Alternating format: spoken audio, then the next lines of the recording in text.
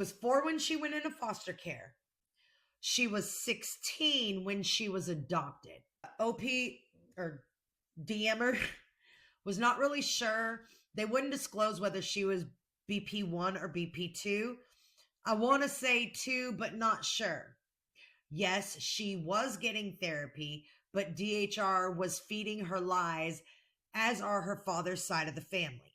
Because when she was taken from us, they blamed everyone in the house. My ex-father-in-law, his wife, my ex-husband.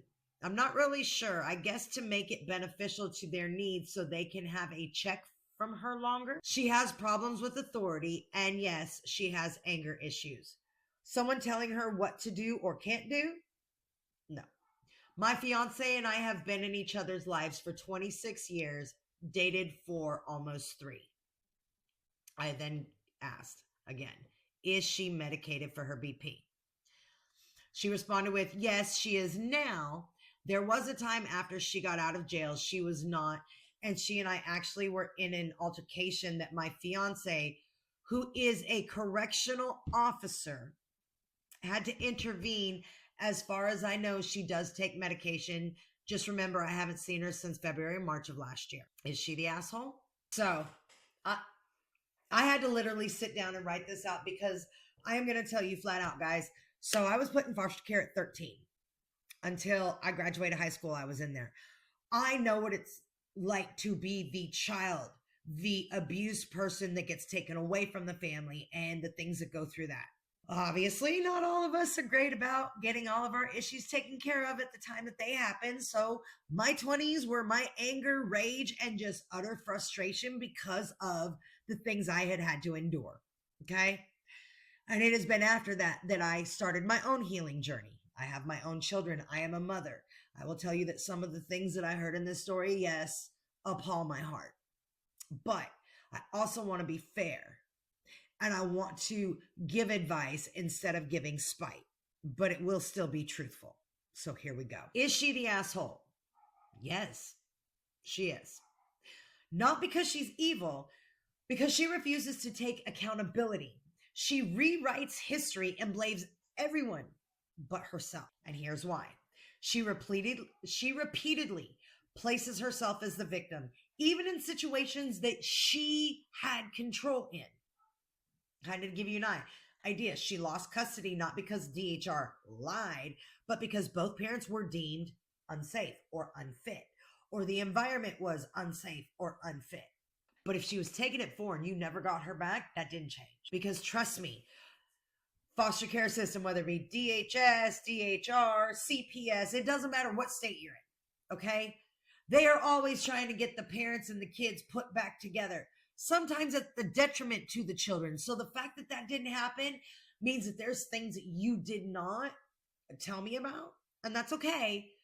But both parents were deemed unsafe. Otherwise, when you left to go stay with somebody else, you would have had a shot of getting your daughter back. So there is more to this than what you've told. Okay. Now, some reasons why they might have determined that you're unsafe. You quit jobs. You moved into volatile households. You got arrested. You refused to cooperate with DHR. And then you blame DHR for the consequences of your actions of refusing to cooperate. Now, here's the thing. They could have asked you to come to court because they were trying to get you to sign away your parental rights. You got arrested for failure to appear because you didn't show up. You show up if you're ordered to be there. It does not mean they can force you to sign it. It was the fact that you didn't show up because you're burying your head in the sand like an ostrich, just waiting for the problems to go away.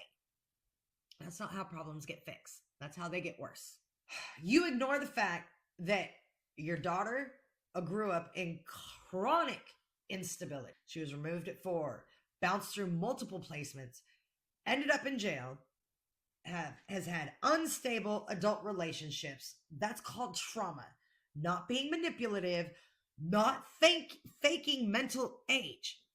It's trauma. You have stayed with a man who exchanged sexual images with your daughter. Maybe if you hear me say it versus you saying it, it'll hit differently. You have stayed with the man who sent your 19-year-old daughter a picture of his cock. Why are you still with him? Why would, beyond it being your daughter, you are with a man who sent a picture of his dick to somebody else? It's just compounded that it was your 19-year-old daughter.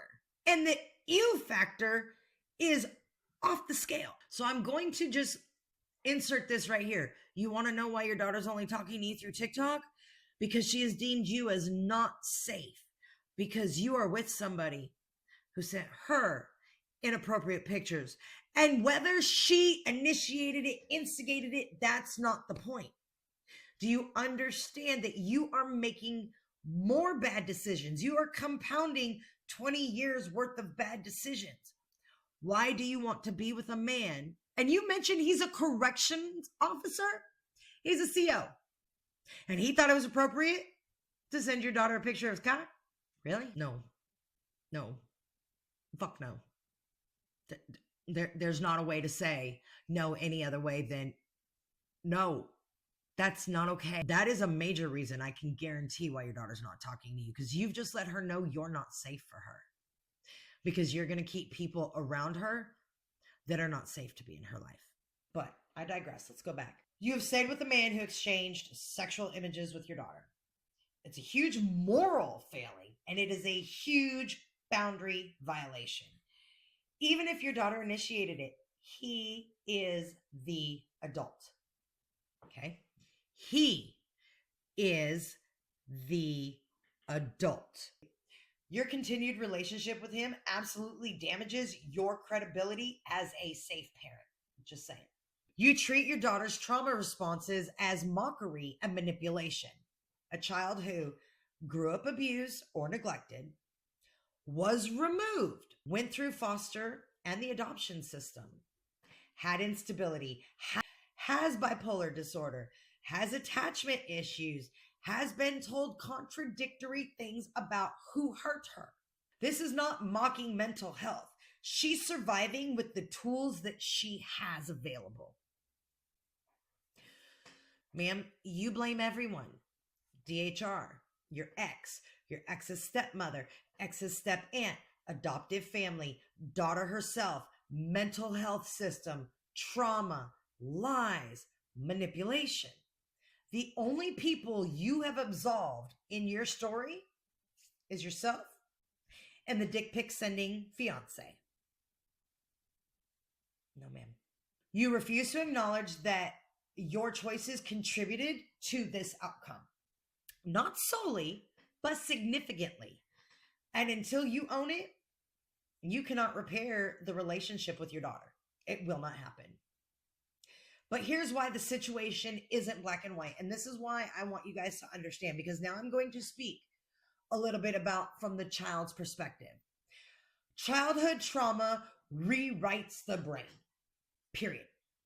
A child removed at age 4, placed in foster care, adopted, then jailed at 18, 19, living in chaos. That child is not going to have a normal adult life. Trauma shapes identity, attachment, trust, and behavior. Your daughter is responding exactly how trauma science predicts. Flat out. Number 2, parents can experience abuse and still make damaging choices. People want to label things one of two ways, either the victim or the villain. You understand that both can be true at the same time. You were abused. You also brought instability into your child's life. You also refused to comply with DHR. You also stayed with unstable people. Two truths can coexist at the same time.